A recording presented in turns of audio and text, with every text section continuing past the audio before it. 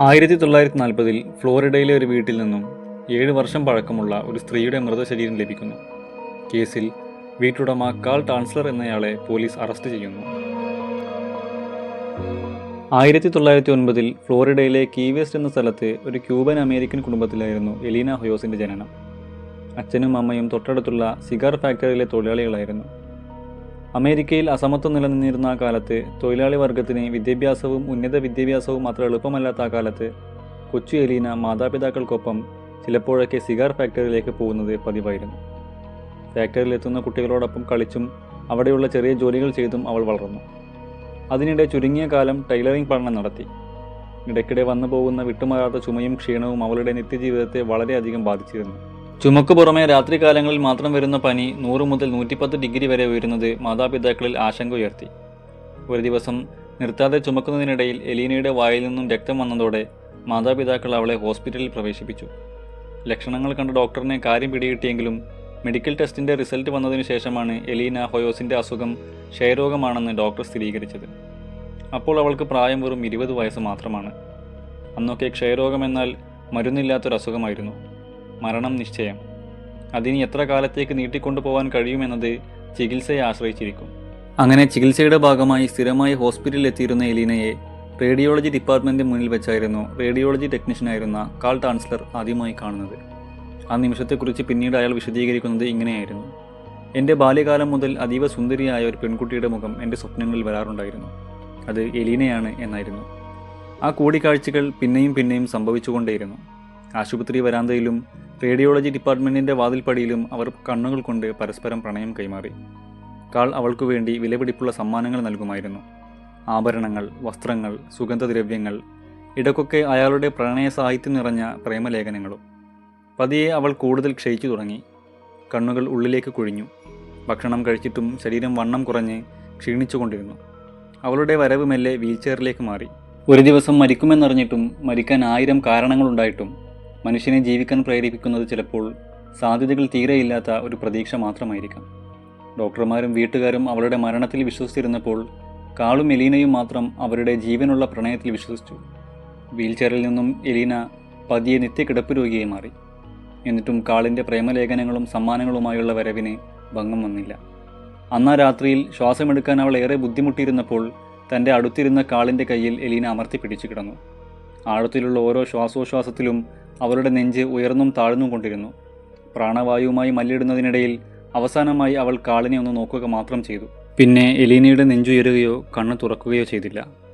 Doctor മരണം സ്ഥിരീകരിച്ചു. ശവസംസ്കാരത്തിൻ്റെ അവസാന നിമിഷം വരെയും കാൾ അവളോടൊപ്പം തന്നെ നിന്നു. എല്ലാവരും എലീനയുടെ വിയോഗത്തിൽ ദുഃഖിതരാകുമ്പോൾ അയാൾ മാത്രം കരഞ്ഞില്ല. കബറടക്കത്തിന് മുൻപ് അവസാനമായി അവളുടെ നെറ്റിത്തടത്തിൽ ആഴത്തിലൊരു ഉമ്മ നൽകിയ ശേഷം അയാൾ പറഞ്ഞു: ഒന്നും അവസാനിക്കുന്നില്ല, ഞാൻ നിന്നോടൊപ്പം തന്നെ ഉണ്ടായിരിക്കും. സംസ്കാര ചടങ്ങുകളുടെ മുഴുവൻ ചിലവുകളും ഏറ്റെടുത്ത കാൾ അവൾക്കു വേണ്ടി ഖബറിന് മുകളിൽ പ്രൗഢഗംഭീരമായ ഒരു കല്ലറ പണി കഴിപ്പിച്ചു. എന്നാൽ ഇതുകൊണ്ടൊന്നും അവസാനിക്കുന്നതായിരുന്നില്ല അയാളുടെ പ്രണയം. പിന്നീട് പല രാത്രികളിലും പ്രദേശവാസികൾ അയാളെ ശ്മശാനത്തിൽ വെച്ച് കാണുന്നത് പതിവായിരുന്നു. അയാൾ രാത്രിയിൽ എലീനയുടെ ശവകുടീരത്തിൽ ചാരിയിരുന്ന് അവളോട് കഥകൾ പറയുമായിരുന്നു. സംഗീതോപകരണങ്ങളിൽ താളം പിടിച്ച് പാട്ടുകൾ പാടുമായിരുന്നു.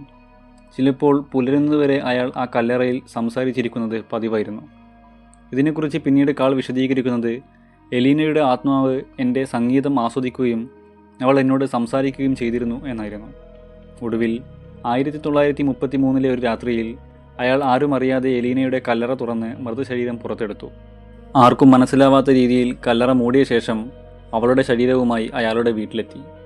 പിന്നെ എലീനയുമൊത്തുള്ള 7 വർഷങ്ങൾ.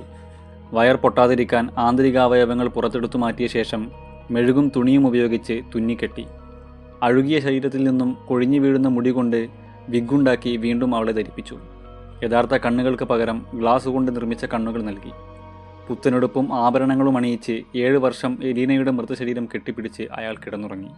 എലീനയുടെ മരണശേഷം കാൾ അവളുടെ ബന്ധുക്കളെയും സുഹൃത്തുക്കളെയും കാണുമ്പോൾ എലീന സന്തോഷവതിയാണെന്നും അവൾ സുരക്ഷിതയാണെന്നും ഞങ്ങൾ സന്തോഷത്തോടെ ജീവിക്കുകയാണെന്നുമെല്ലാം പറയുന്നത് സാധാരണയായിരുന്നു.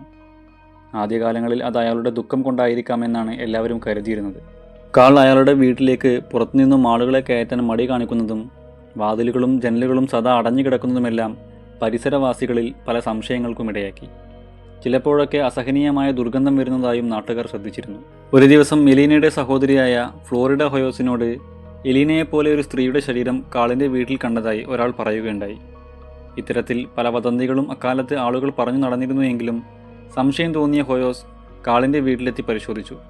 വീടിനകത്ത് അയാളുടെ കിടക്കയിൽ പുതിയ വസ്ത്രം ധരിപ്പിച്ച് സൗന്ദര്യവർദ്ധക വസ്തുക്കൾ കൊണ്ട് ചമയിപ്പിച്ച എലീനയുടെ ശരീരം കണ്ട ഹൊയോസ് ഉടനെ പോലീസിൽ വിവരമറിയിച്ചു.